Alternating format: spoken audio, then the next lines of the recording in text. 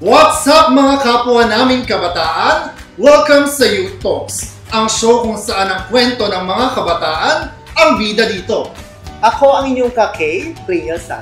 At ako naman ang inyong ka-K, Earl Sotoya. Handang-handang makisaya at makisabay sa mga trending na usapan para sa inyo. Kaya chill lang kayo dyan dahil siguradong mapapawaw kayo sa mga topics na inihanda namin ngayon.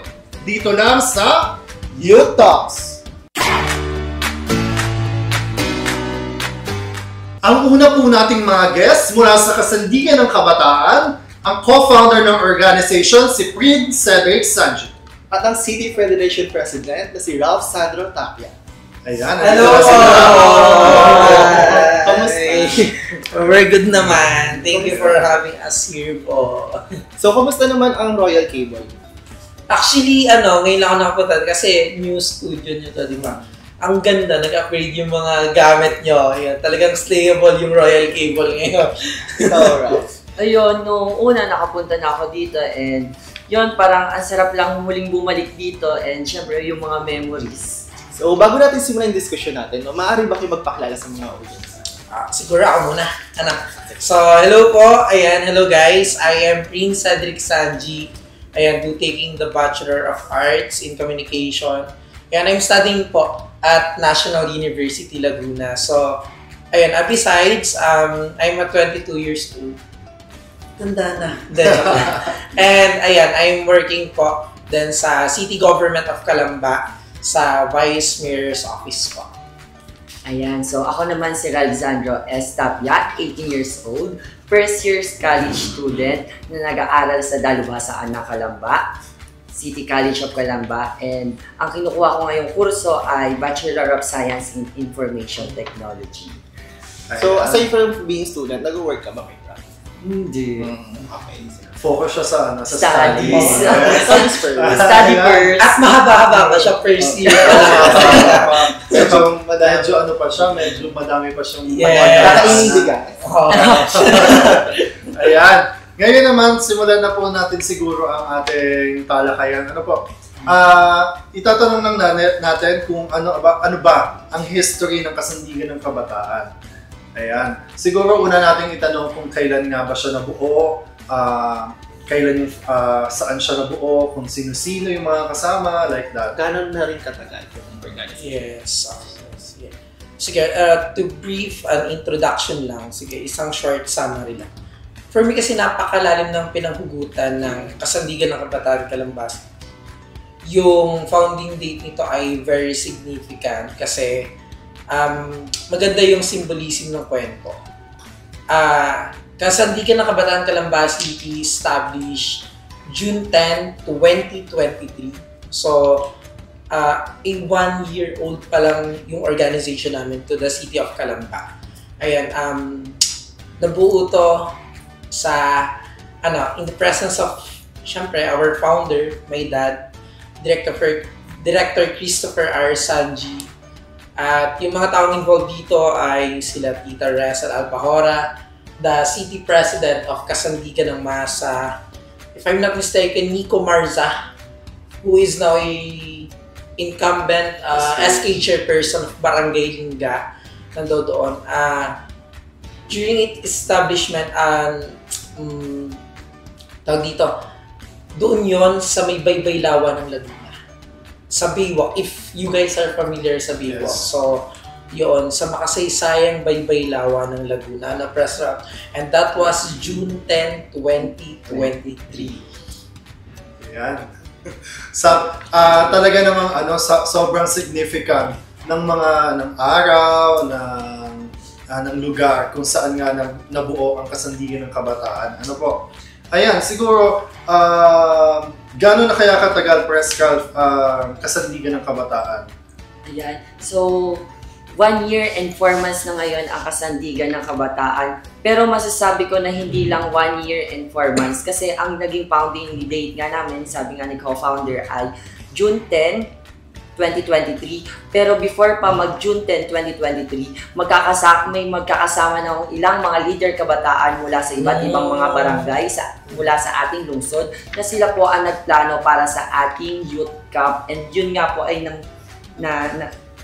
yun nga po ay nangyari sa Baybayin ng Lawa sa Calamba Bayside Integrated School. Oh, Oo. in Parang addition, ano, in addition kasi parang so before its establishment, before its date, yung founding date natin, so nagkaroon muna ng sabi niya, parang meeting, something with the barangay leaders, yung mga youth leaders natin.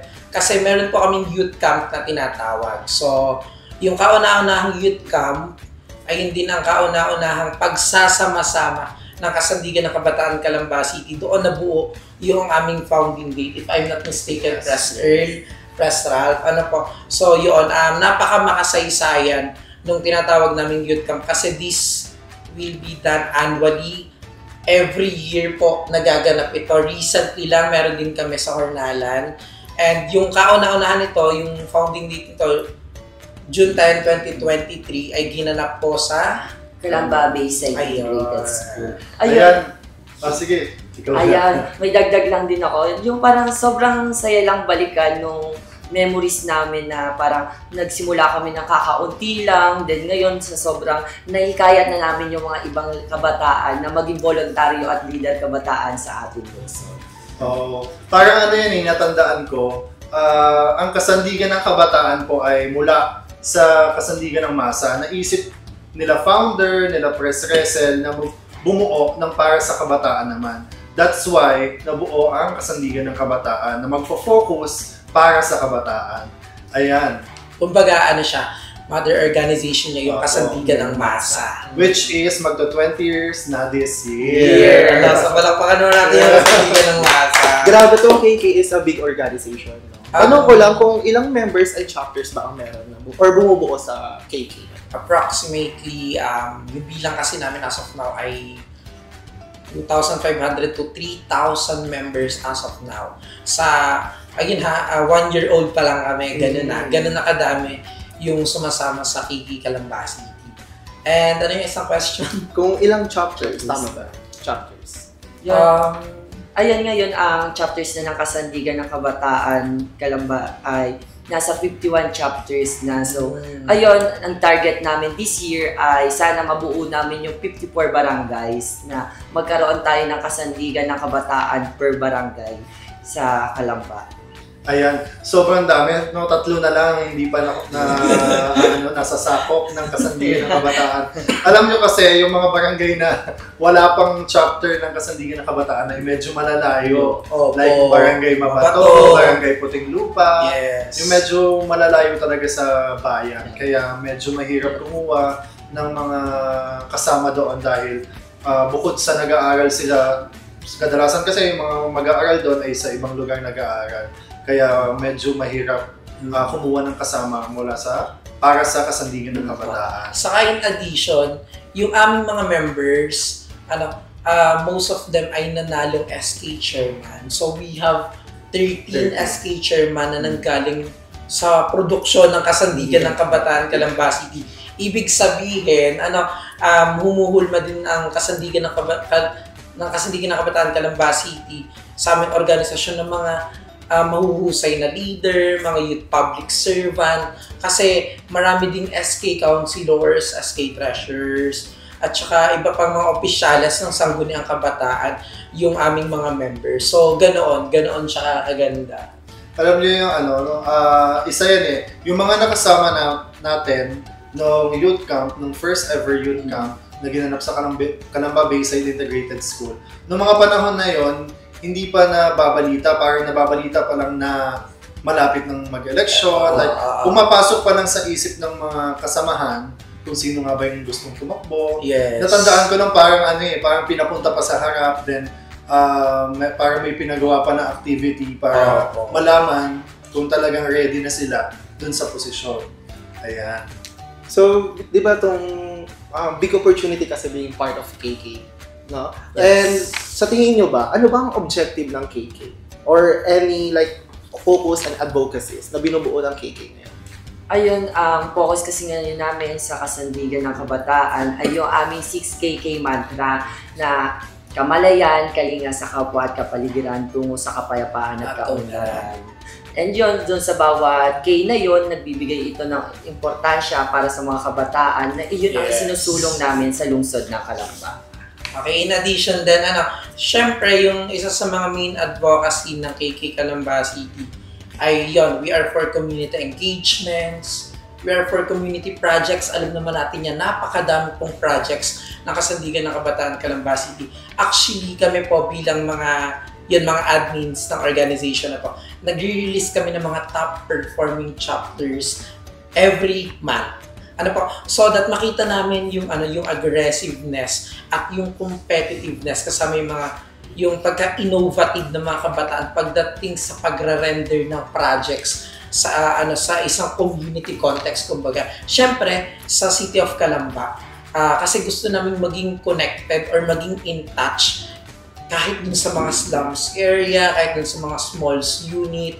We're trying to be connected doon sa mga barangayan, sa aming mga SK, kasi syempre may connection na tayo dyan kasi given na yung 13, pero yun, the way we look on our advocacies, it is something different kasi ganun namin siya tinitingnan. It's more than that. Gusto namin maraming matouch. Gusto namin lahat makuha. Ganun. Yan. Dagdag ko lang, alam niyo po yung 6K mantaga na yan, lahat yan ay, ang mga nakapaloob ay possible na effort Yes. ng mga kabataan lang, libre nating maibibigay, like voluntary. Kahit hindi ka gumastos, makakatulong ka para mag-raise ng kamalayan, ng kalinga sa kapwa, tsaka para sa kapaligiran. Then all of that will result sa kapayapaan at kamalayan. Yes. Ayan. Sige po. Any projects ba ng KK ngayon or specific activities na ginawa nyo ngayong taon siguro? Napakadami kasi siguro ngayong taon 100 na I guess. Pero I'll be highlighting mga outstanding projects ng mga chapters namin. Kasi di ba press or may mga may mga projects kasi tayo, tapos ginagawa nila yung mga titles, tapos sarili nilang konteksto kung paano nila i-drive yung project na yun into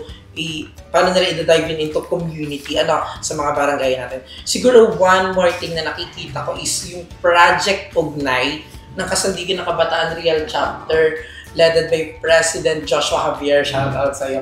So, ang ganda ng Project Ugnay kasi nagiging connected sila sa mas mga bata pa.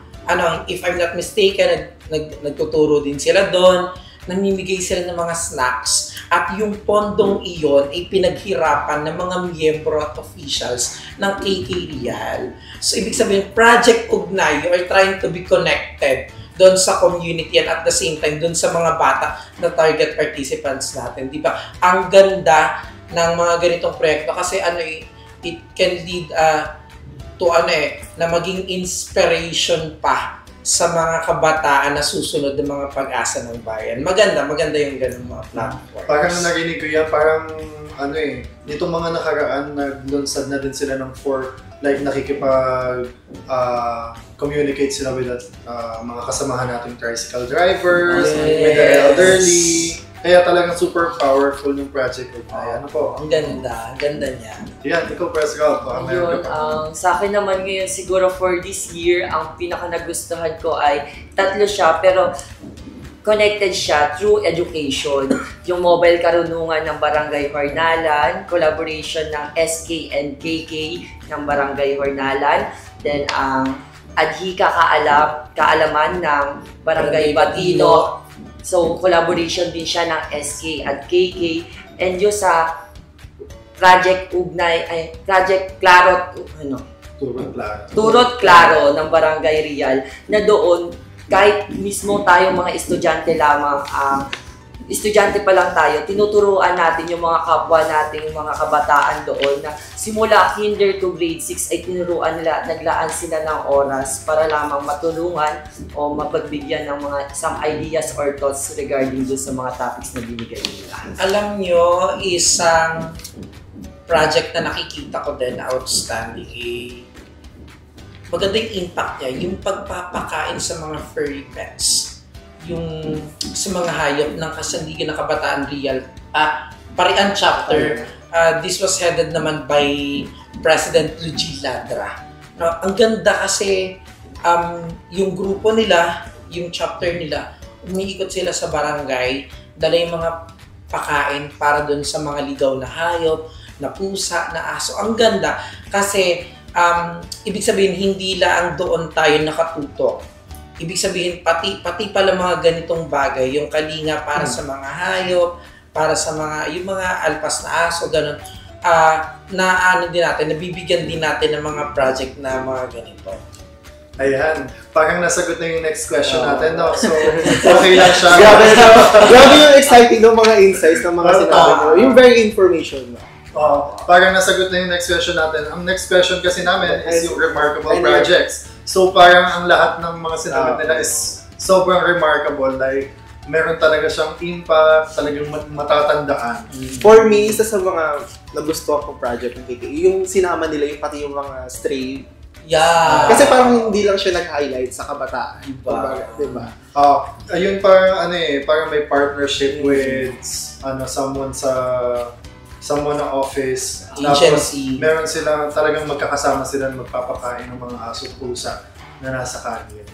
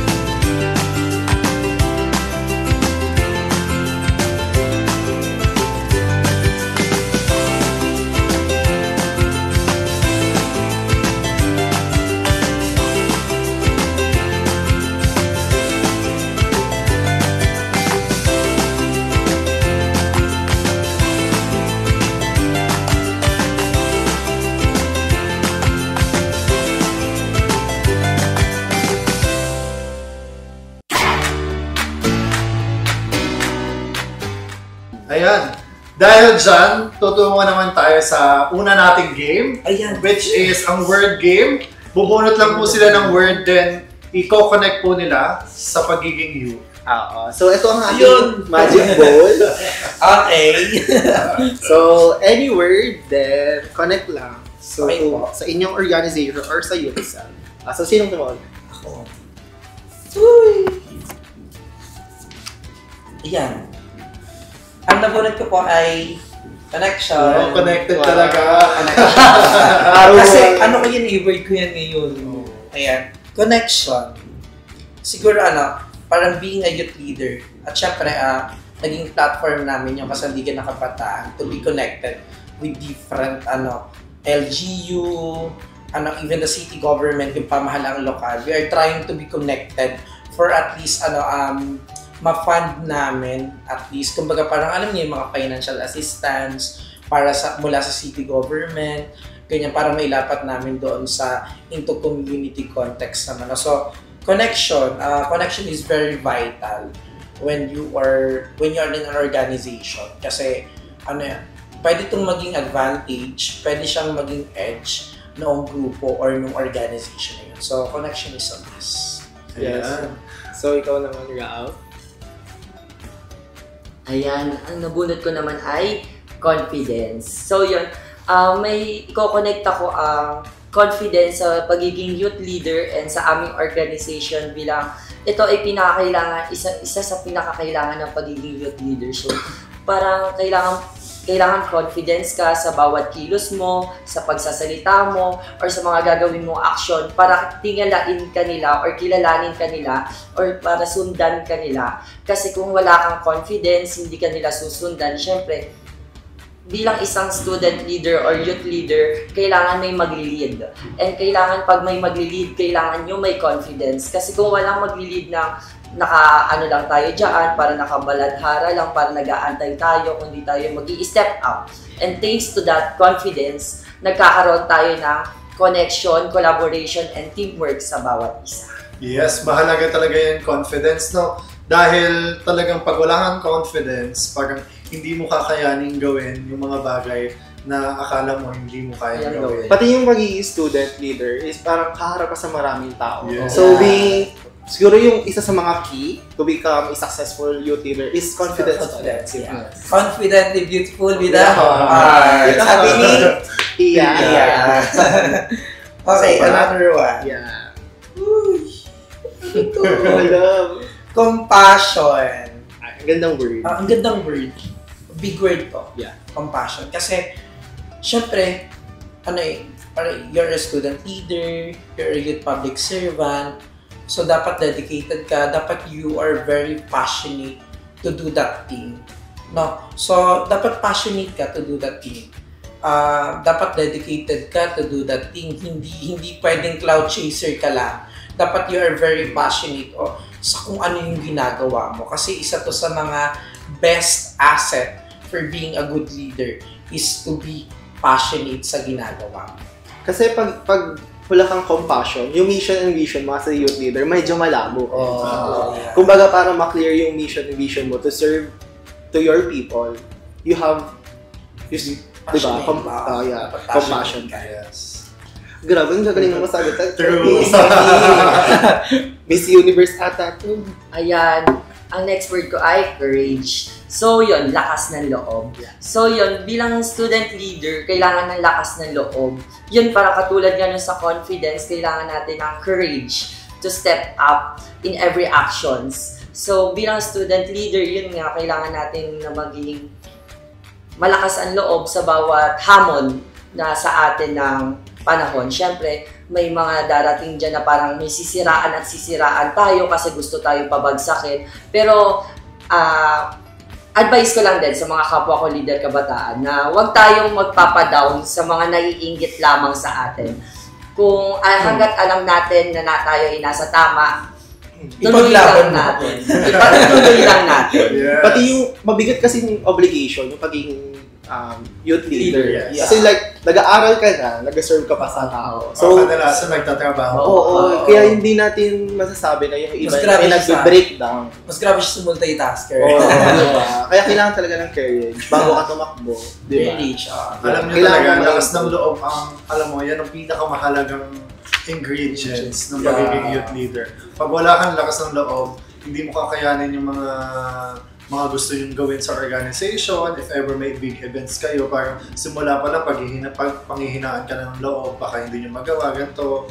Kaya yan talaga ang mahalagang ingredients. Pati sa amin, ng sinabi ni Ralph na kahit anong gawin mo, may masasabi ang mga Yes. tao sa'yo. So, May supporting ka. diba?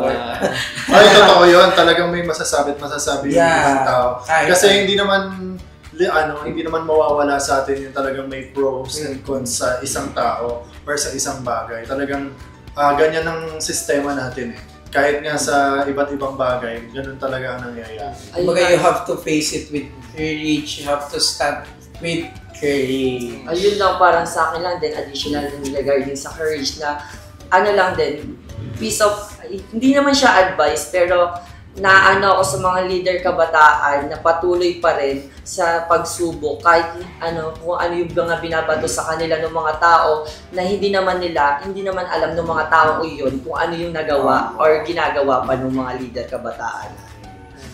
So, dadaan tayo sa last 2 questions. Hello, last two. Yes, dahil nag-enjoy tayo. Sige, Additional. dapat dalawa lang to eh. Dalawa, sige. Dahil maganda sagot. Aspiration. So, siguro parang siguro goal Yeah. or ideal. So, syempre, syempre, mga youth servants naman tayo, mga public servants naman tayo, we are leaders of different circle of organization. So, dapat alam natin yung aspiration natin. Dapat alam natin kung saan tayo patungo. Dapat alam natin yung path natin. Dapat alam natin yung salitang aspiration. Dapat alam natin kung saan tayo papunta.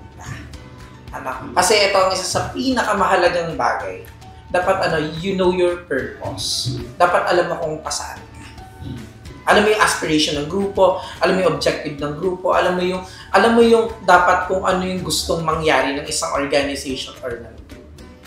Yan. Aspiration. So, kahit kasi sa iba't ibang lugar kayo ng Pilipinas, isa lang naman ang goal eh.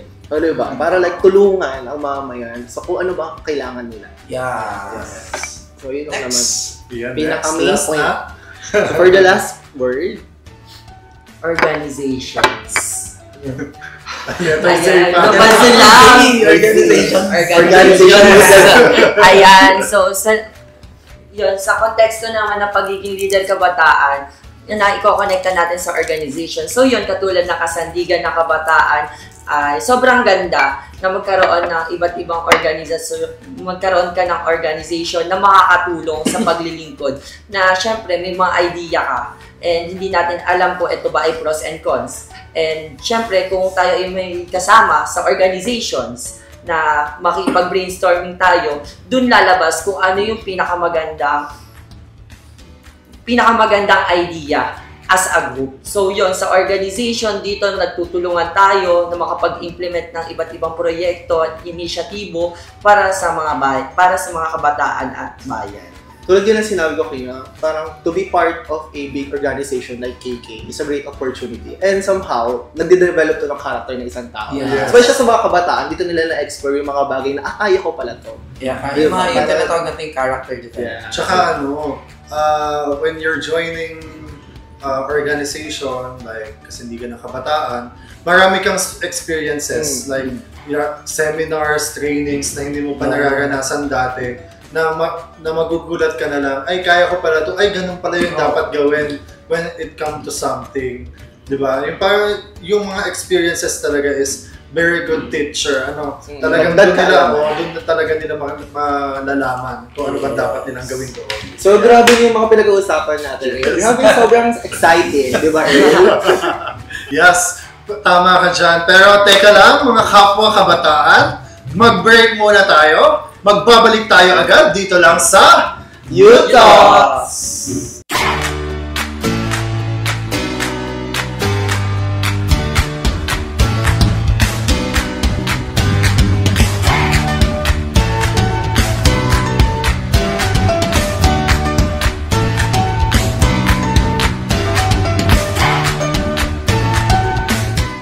Magandang araw po sa inyo.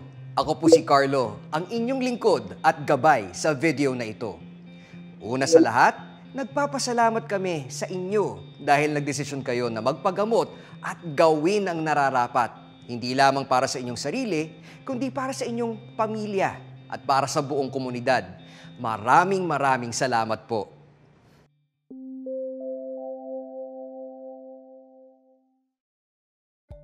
Sa lipunan natin, mayroon tayong rights and obligations o karapatan at tungkulin.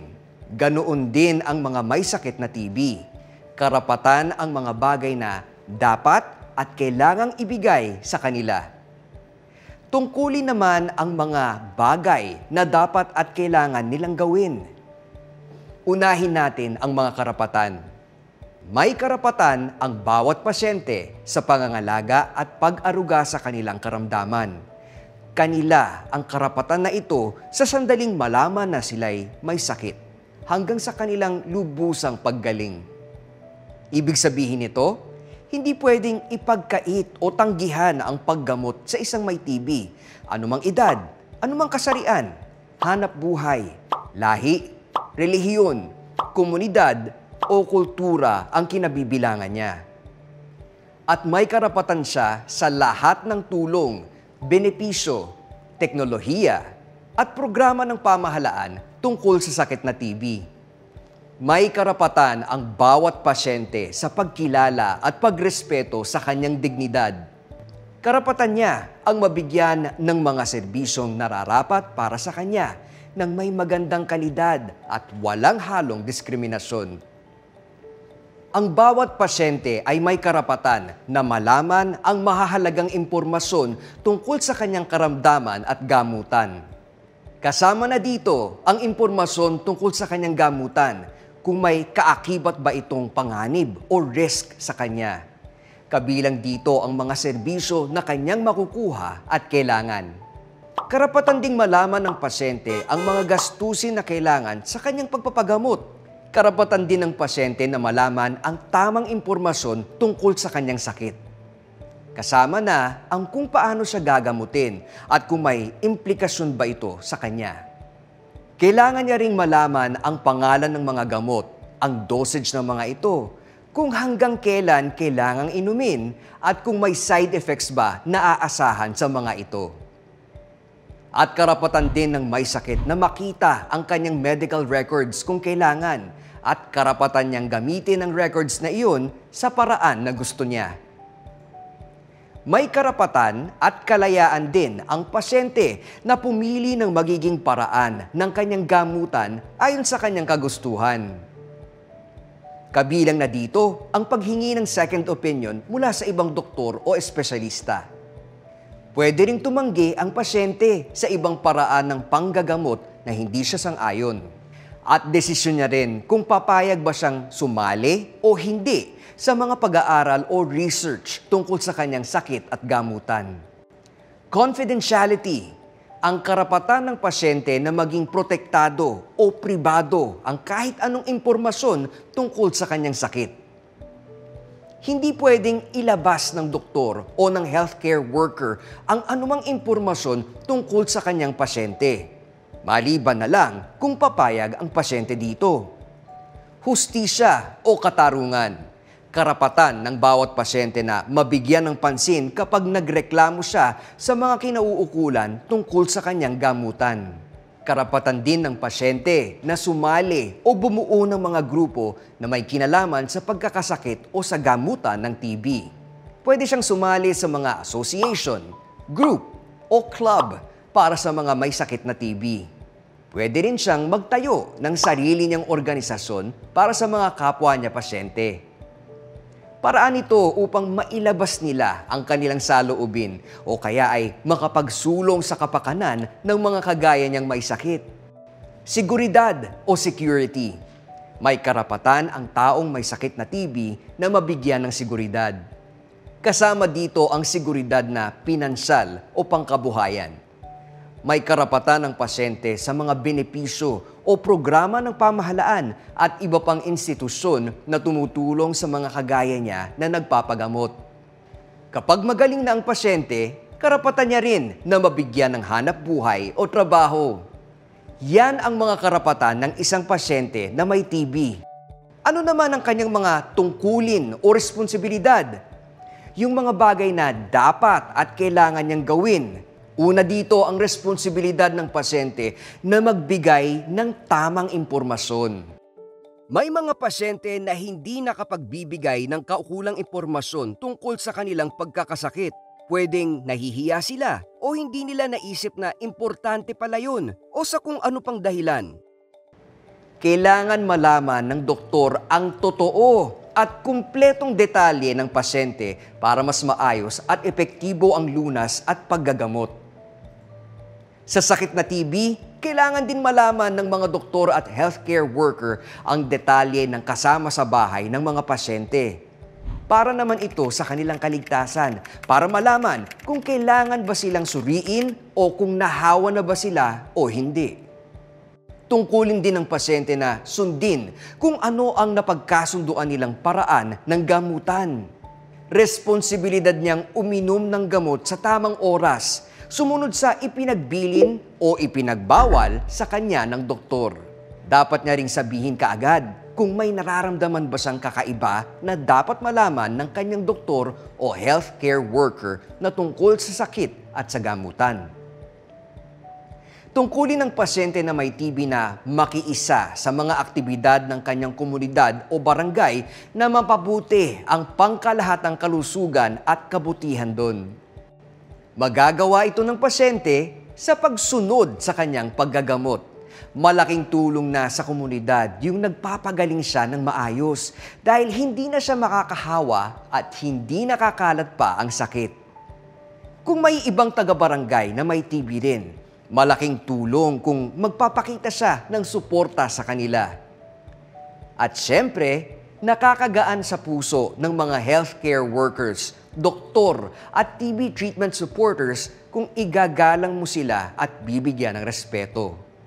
Responsibilidad ng pasyenteng may TB na makiisa at magbigay ng suporta sa iba pang mga may sakit at sa buong komunidad para mapabuti ang gamutan ng TB. Kung may impormasyon o karanasan na pwedeng ibahagi ang isang pasyente na may TB na makakatulong sa mga kapwa-pasyente o sa healthcare workers o sa treatment supporters, tungkulin niya na ibahagi yun. Halimbawa, kung may natutunan siya tungkol sa paglaban sa side effect ng isang gamot, dapat niya ito sabihin dahil baka maging epektibo din ito sa iba. Malay mo, baka makatulong o makasagip pa yun sa buhay ng iba.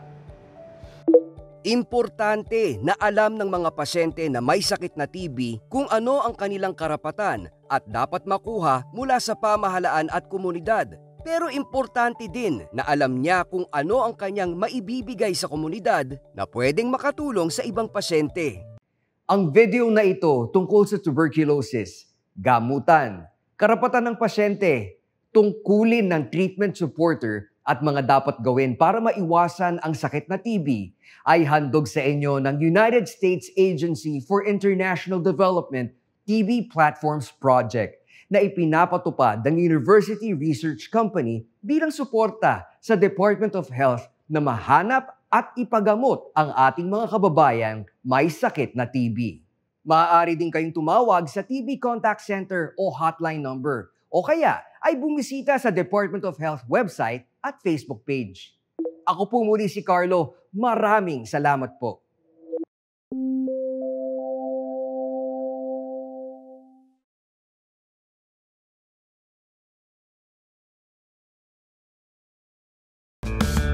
Ito si Tita Prima, business-minded at isang True Blue certified #PlanTita. As a single mom, sa hamon ng buhay, siya ay laging lumalaban. Successful naman siya, parang success niya sa pagpapatubo ng mga halaman. Nakakita siya ng sasakyan mula sa Bajaj Philippines nang magkapandemya.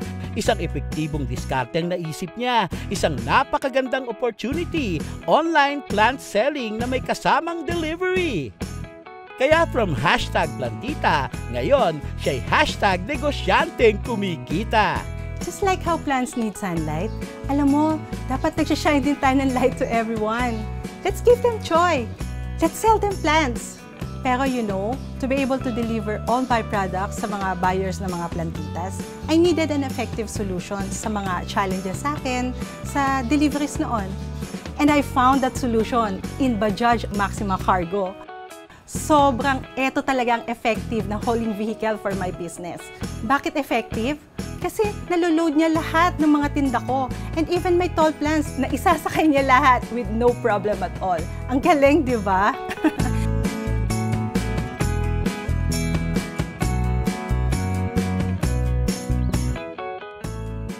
So, right now, I'm planning to buy 2 more units kasi parang effective din siya sa mga new business ideas ko like yung Jolly Jeep and mobile internet cafe. Ang galing, di ba? Yung nakapagdala ka na ng joy sa mga customers, kumita ka pa. Ang saya, di ba? Effective!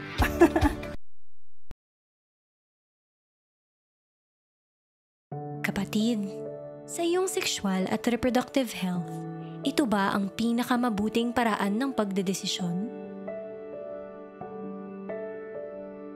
Huwag iasa sa tsansa ang kalusugan mo.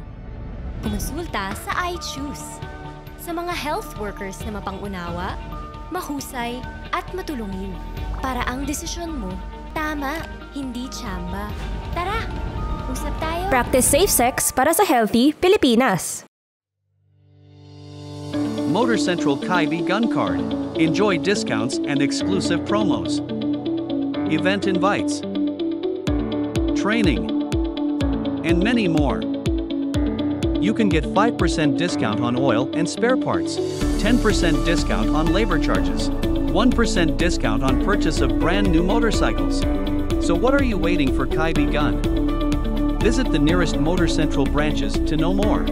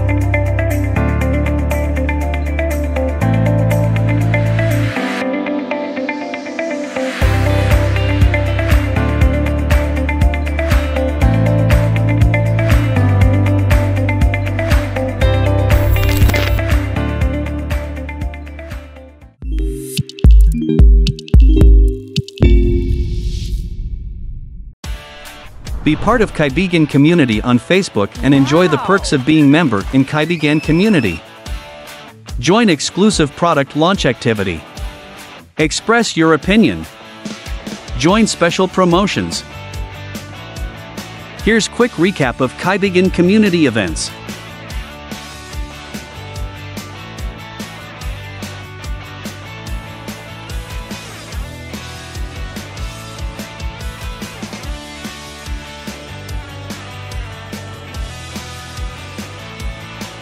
What are you waiting for, Kaibigan?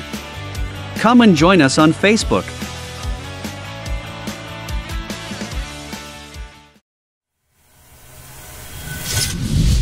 Mga kapuso, kamusta kayo? Naghahanda kami para sa isang kakaibang road trip dito. At syempre kasama natin ang ating motorcycle dealer, ang Motor Central. Itong Bajaj ang gagamitin natin para ma-experience ko naman kung gaano ito kakomportable at katibay on the road. O ano, ready na kayo? Happy ka! Oo, sarap eh. Komportable ba? Oo, komportable. Matibay ba? Matibay na matibay. Sabi ko sa'yo, Delo, hindi kayo mahirapan matagpuan ang branches nito sapagkat matatagpuan nito sa Calabarzon area. At syempre, makikita ang Motor Central sa Cavite, Laguna, Batangas, Rizal, Quezon Province, North Luzon. Ikaw naman. Matatagpuan dito sa Mindoro, Yeah. Marinduque, Davao at Manila. Mga kapuso, paano? Magkita-kita tayo next week at may road trip na naman kami ni Delo. At syempre, kasama pa rin ang ating motorcycle dealer, ang Motor Central. Okay, let's go! Road trip na! Yes! Yan.